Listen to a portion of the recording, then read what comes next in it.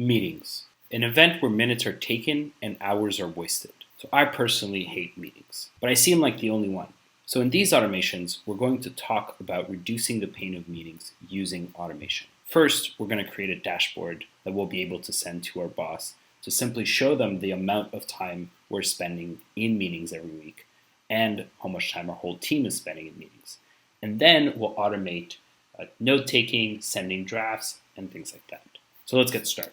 So our goal for this week's automation is to take our calendar, every single meeting we have, and calculate this dashboard. So this dashboard is telling me that in the following week, week 26, I already have 10 hours that are dedicated to meeting for my week. And then we have a breakdown of the number of hours we're spending in meetings week by week. So last week, week 25, it was 13.5. And in the upcoming week, it's 10. This dashboard is automatically created from meetings in our Google Calendar. So each meeting's data is sent to Airtable through Zapier. So I'm going to show you how I do it. So the first step in creating the dashboard is to create the table that underpins the dashboard in Airtable. You could use Google Sheets for this as well. I prefer Airtable. Shameless plug, primarily because I have a course dedicated to Airtable, which I'll link to in the blog post. So this table has all the information for each one of our meetings. It has the title, description, attendees, start time, and end time, and then the rest of the fields are calculated. So for each meeting, we calculate the duration of the field, which week it's in, and the current week, so that we can create different filters.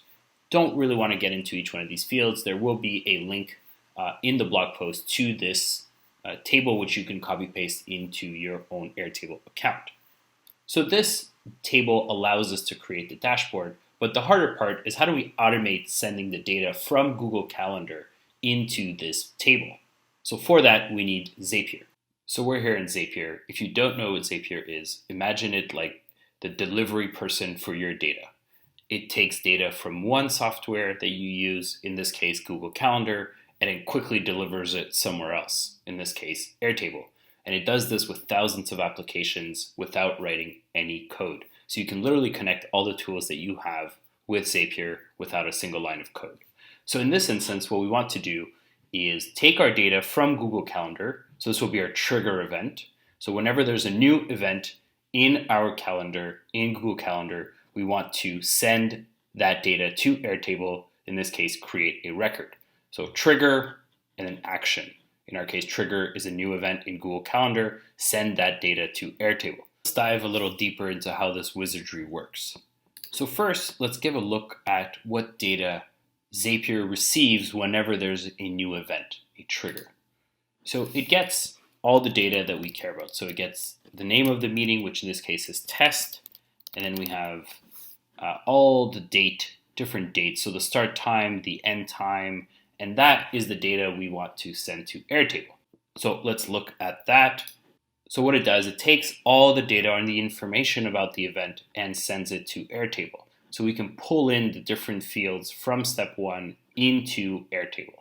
So it gets the title, in this case, the summary, the description of the event, different people who are attending, start time, and end time. And that's exactly what we have in our Airtable. Let's see this wizardry in action. So let's create a meeting, say tomorrow. This is a test meeting. I'm going to invite colleague. There we go.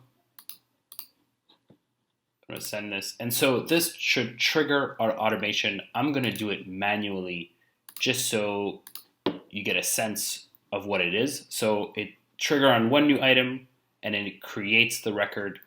So let's go here, and then we have that test meeting right here at the bottom. Starts at 1 p.m., ends at 2. That's 1 hour that I have to spend in the meeting. And our dashboard is automatically updated with now 11 hours instead of 10. So that's what I wanted to show you, a quick and easy way to track the amount of painstakingly boring hours you spend in meetings every week.